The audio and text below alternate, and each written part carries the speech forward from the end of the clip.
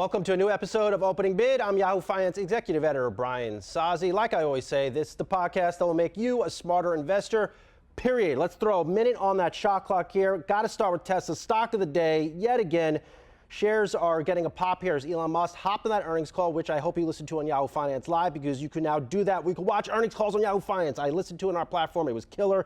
So Elon Musk hops on this earnings call after sales dropped 9%, profits down 71%. Said he's starting, quote, starting in May, my time allocation to Doge will drop considerably. Market is reading that as that Elon Musk will be back, more engaged than ever before. Things will get great. Let me just level set here. Three things. I see three challenges Musk is going to face very, very soon, or as soon as he gets more engaged back in this business. First up, solar. Tesla talked a lot about this on the earnings call. Where it gets its solar panels from, it will be impacted by tariffs. That is a big challenge. Challenge number two, Elon has to improve demand. Sales have fallen off a cliff because in many respects what he has done with Doge and how outspoken he has been on X, that does not change overnight, especially when average selling prices of Tesla are declining. And then last but not least, the company's expenses continue to rise faster than sales. They were up 9% in the most recent quarter as the company invests aggressively in AI. That will not change overnight. Tesla continues to invest a lot in AI, so I'm not sure what Musk will have to do about that. But again, a lot of optimism on the returning Elon Musk, and I am totally over my time. No surprise, because I just completely ignore the shot clock every single time. All right, we're going to move from cars to food, and this is a story I've been following for some time. Leader I've known for a good bit. Let's welcome in TGI Fridays CEO Ray Blanchette. Ray, it's good to see you. It has been a while. And what are you up to with Fridays, man? I mean, we've been following the story. The chain went bankrupt last year, merged for bankruptcy. Level set for us before we really drill down to what you want to be doing here. How many stores are open? What does sales look like? What have you been up to? First of all, thanks for having me, Brian. I appreciate it. It's great to see you again. Yeah, TGI Fridays has begun its recovery. I mean, we've formed a new management operating committee. I mean, now the brand is 100% franchise owned, and we've got franchisees around the globe that are just really working hard, doing a great job, and winning their guests back. One experience at a time. We've seen sales stabilize. We've got a lot of countries around the globe where TGI Fridays is still booming, growing, and we've got an aggressive plan that we put together with this management advisory committee, and we're looking forward to the future. Is it under 500 locations open? There's 391 right now. 391. How many do you own? I own 8. 8. Okay, so which ones did you buy, and why did you pick those locations? Oh, well, I picked up the ones in New England first when I exited as CEO. So I was an existing franchisee when the company went into bankruptcy. And then during bankruptcy, first we were the stalking horse bidder for DFW Airport. We lost that bid to another franchisee. So, no big deal there. It's a member of the family, so we're excited for them. But I've obviously been pretty aggressive through this process. We picked up 2 in Long Island, and then we picked up 1 in Hollywood, California. And the reason we picked up Hollywood is that's in a hotel, in a limited service hotel. And that was a project I was working on as CEO before I left, and one that we wanted to pick right back up. We're really bullish on the ability to go into limited service hotels and meaningfully solve problems for those hotel owners. This has to be a surreal experience for you. You started, 1989 as a manager trainee. So you've seen the best of times of TGI Fridays. What has this been like for you the past 6 months? Well, it's been drinking from a fire hose, really. I mean, we had to stand up an entire support infrastructure, get a new office, form the MAC, start working on global brand strategy. We've already had 2 in-person meetings with our MAC, 1 in Dubai, 1 in Dallas, where our corporate office is. So, yeah, we've been doing a lot, and during all that, we probably impacted 80% of our current menu items, improving quality, improving cooking methods, getting back to kind of true cooking in the business. So yeah, we've got a lot going on in our first 100 days. Now, for those not familiar, there's a lot of history at TGI Fridays. I think about Tom Cruise and the 1988 movie Cocktail. I think about what office space, but at its very core, its founding, what in 1965, was as a singles bar. That's where it found success. Can you go back to that, and do you want to go back to that? Well, I mean, I don't think you can ever use the rear view mirror to drive the car, right? I mean, Fridays and any brand management, it looks more like a scallop shell, right? Brands have they're cyclical. When you reinvent yourself, you find new ways to compete and win. Just like like you've seen Kevin at Chili's do a great job here recently. We think that that sort of is illustrative of the art of the possible and what's possible for the TGI Fridays brand. We want to lean into our core equities and what's fundamentally true about the business and find new ways to talk about that. Of course, Kevin Hochman, he was recently a guest on Opening Bid. I mean, over at Chili's, driving double-digit sales. I mean, what he does, I mean, it has to inspire you that it could be possible to reinvent TGI Fridays. Oh, it is possible. I mean, we know, like I said, in many countries around the globe, TGI Fridays is incredibly relevant. I mean, we just signed a new 12-store development agreement in Peru, and what's interesting about that, Brian, we have 18 stores in Peru. The original development agreement was for 2 restaurants. And so when this is done, there'll be 30 restaurants in Peru. In the Philippines, similar story. We signed for a handful back in the early 90s.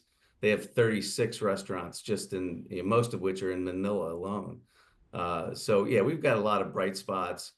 By tapping into our global network, we're finding really cool stories to be able to talk about the brand with. And now that we've got if this is truly franchise led, our franchisees are engaged in helping us tell these stories, sharing these stories, and we've got some cool WhatsApp groups. So we're having a lot of fun. I want to go line by line because, again, there's a lot of history with your brand. Are you going to bring back flair?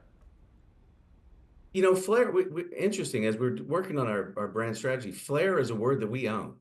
And flair doesn't just mean, Tom Cruise, when we trained him to juggle bottles behind the bar. Flair is also the way in which our servers interact with the guest, right? It's part of our personality. So we are absolutely committed to flair.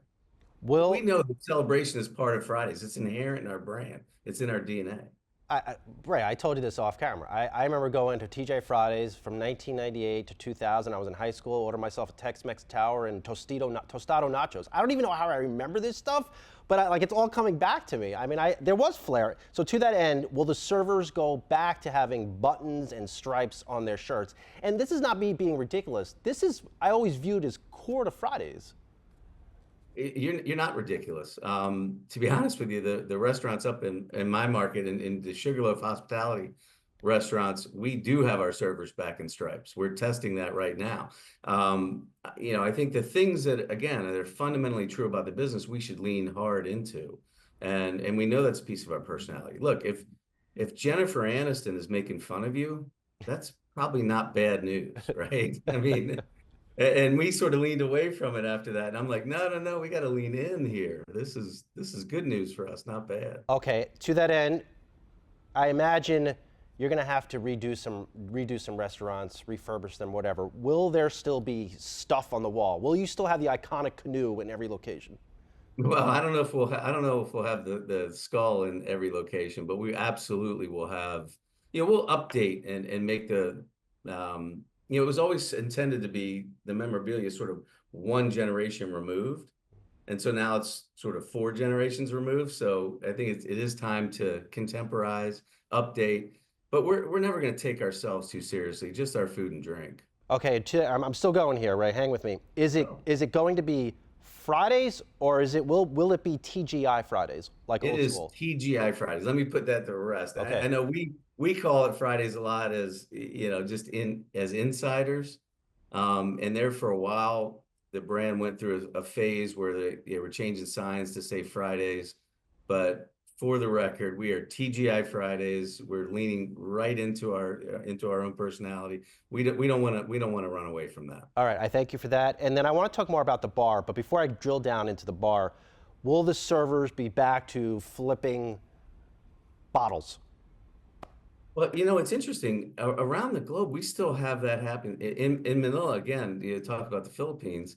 Every single night, they do a flair show and a full-on show at 7 p.m.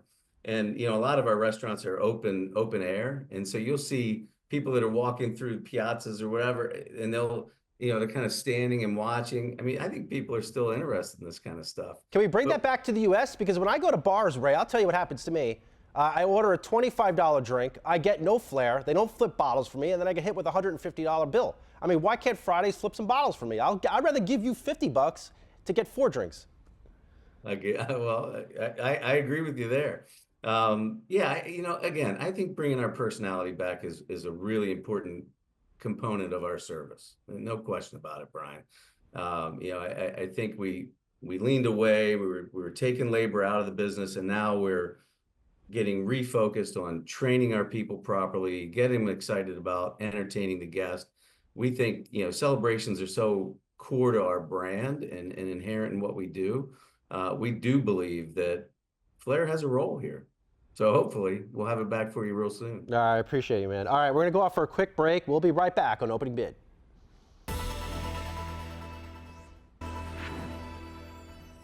All right, welcome back to Opening Bid. Having a conversation that I've wanted to have for a while. Finally got him. TGI Fridays CEO Ray Blanchette. I mean, it's been a lot of headlines. Company went into bankruptcy, emerged from bankruptcy. Ray is now leading the charge there, along with a lot of other franchisees on a chain. Now 391 locations.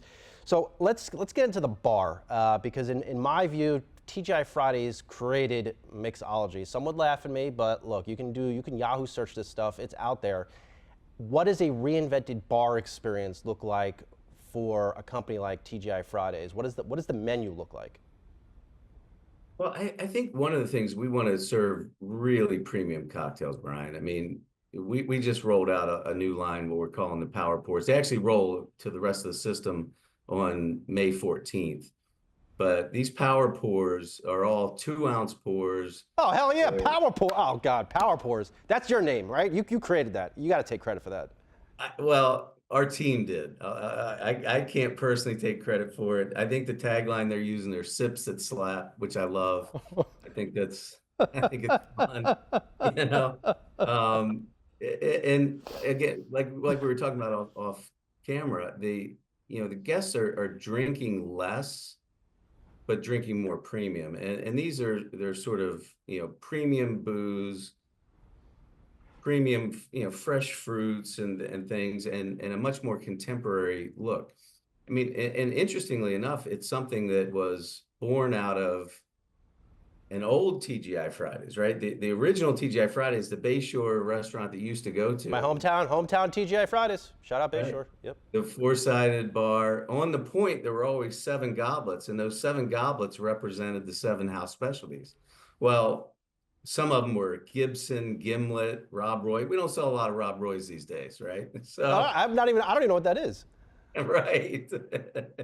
Nobody does that because that was in the 70s. But they were all 2-ounce pours. And so there were 7 of them. And that's what we took that idea and then contemporized it for today. Like we've got a transfusion cocktail in our Power Pours. We've got our strawberry Henny that now has, 2 ounces of booze in there. And so I think bringing those back in a contemporary way is a lot of fun. So before I did this interview, Ray, I have the Yahoo Finance team is amazing, and I would say they're a young group of amazing professionals, and it's a pleasure to work with them every day. But I asked them, when was the last time you were in Fridays? I got crickets. Now, how do you get? Life has changed a lot since this chain was founded. In 1965? It's changed a lot since its heydays in the 80s and 90s and even early 2000s. How do you get this next generation into that bar to have these Power Pours that will sips that slap? How do you get them in, given that just everything has changed? Yeah, well, I think we're innovating in ways that are relevant to the consumers today, right? And so as you look at, I mean, the millennials are a gigantic segment of the population, and their need states are changing, right? Your millennials have young kids. I talk about my son all the time. He was 4 years ago living in the Heights in Houston, cool area, hanging out with his wife and in all the cool bars, and now they have a 3-year-old. And so they're in a very different need state. We think there's a way for us to compete much harder for those guests. We think that leaning hard in the celebrations. So what you're going to see us do is get back to innovating food and drinks in a really powerful way. I mean, you were talking about the Tex-Mex Tower and the Tostado Nachos, and you think about how those were presented to you was a big part of how you were reacting to the food. And so we know that big fun presentations and, you know, hand breading products and getting back to pure quality are really important elements of re-engaging and revitalizing the brand. Ray, I don't even remember what I had for dinner last night, but for some reason I'm able to remember, and I actually could see where I was sitting in that Bayshore location with the Tex-Mex Tower. It was 3 plates, fried jalapenos, and I'm drawing a blank on the other 2, and tostado nachos were kind of like stuffed-ish quesadillas. But, I mean, are you gonna go back to making or cooking like real food? Because I know this was a problem where there were a lot of corners cut at TGI Fridays over many years for whatever reason. And then to do that, you have to, I imagine you got to cut the menu down pretty significantly, right? Yeah, we're eliminating unnecessary complexity so that we can focus on innovating in areas that matter to the guest. I mean, things like not using, pre-breaded frozen chicken fingers, right? Chicken fingers in the Fridays that I grew up in were always hand rolled. No, if I want those, Ray, I'll go to Costco and pick them up for a bag and make them on my microwave. I mean, come on. That's my point, right? And so we're already back to hand breading our products in the back of the house. Those are the upgrades that we made sort of right out of the gate. We called them our no regrets moves, right? As we were building the strategy, we wanted to also create urgency around competing harder. And I will tell you, Brian, I mean, like Sugarloaf hospitality restaurants are up in same store sales year to date. So we are seeing a resurgence here in the US and continuing, like I said, to compete very hard around the globe. What is it about the sit down restaurant industry, Ray, that has been, I mean, it's a struggle. We've seen, of course, Red Lobster, bankruptcy, exit bankruptcy. Now we have Hooters going through the bankruptcy process. What is it about this industry that continues to be under a lot of pressure? What's causing it? Well, you got to remember the restaurant industry is a very low margin industry, right? We're working for pennies on the dollar. And as rents increase, as power costs increase, as labor costs and those inputs all increase, you're not able to pass everything through. And so I think there was a period of time where folks, when you don't have the traffic to sort of justify all the expenses, they go upside down. But I think what you're seeing now is people are starting to recognize and appreciate the value that is inherent in casual dining, right? So these things, like I said, they tend to be cyclical, right? When everyone's sort of hot on fast casual and that's all anybody wants to talk about for a decade. And all of us were sitting there going, wait a minute, but I wouldn't go running into that segment. They have low barriers to entry, right? We have high barriers to entry. These are very expensive buildings to build. We're trying to sell experiences, not groceries. And those things tend to come back. And so I think now we're starting to get recognized again for the value that casual dining brings. And I think, like you pointed out earlier, Kevin and Brinker is illustrative of that. In the last 2 minutes or so, Ray, we always love to get a hot take from our guests. I'll put this one to you. If we're having this conversation from a year now, what does TGI Fridays look like? Is it through the 400 restaurant location? And then how capitalized is this business? I mean, could you make it pretty successfully to 1 year from now? Are you confident the things are okay? Oh yeah, I'm very confident. I mean, our franchisees in the U.S. are in the early stages of the recovery process, right? And they've went through a lot. And so, you think about the TGI Fridays brand, really every TGI Fridays around the world is locally owned and operated, right? And so our franchisees, in many cases, are well capitalized. They're very committed to the business. They're highly engaged. And the ones that are struggling, you see people, us especially, rallying around them and trying to find ways to help them compete harder. Our team is working really hard with the franchisees every single day, because we are one, right? To improve their situation and to help them survive. So, a year from now, we will absolutely be growing restaurants. We're going to grow 21 restaurants internationally this year. We're going to continue to focus really hard on improving every single component of the guest experience domestically and abroad. And I'm sure this will be a success story. You're the guy that put sushi on the menu during your prior run. Is that going back on? No, sushi was brought on during COVID. That was intended just to be a ghost brand. Okay. Right, because we had these giant kitchens and dining rooms that weren't even open. They were completely empty. The point of sushi was never to be introduced into the restaurant. It was always about being a ghost brand and just making our kitchens more productive when our dining rooms were empty. Good. I don't need sushi from TGI Fridays. No. I need a heavy pour that slaps, and I need a 22-ounce ribeye. Ray, you get me those things, you got my business every Friday, man. Well, you come get a hand-cut steak in Valley Stream or Central Islip anytime you want. All right, I appreciate that. All right, we'll leave it there, even though I could talk to Ray literally all day about TGI Fridays. TGI Fridays CEO Ray Blanchett, I'm wishing you success on this turnaround. Looking forward to continuing to follow your progress. Thank you, Brian. We appreciate you. All right, thank you. All right, and that's it for the latest episode of Opening Bid. Hit us with those 5 stars on the podcast platforms and thumbs up on YouTube. Love the feedback. Love everything you continue to hit me with. I learned a lot from it. We'll talk to you soon.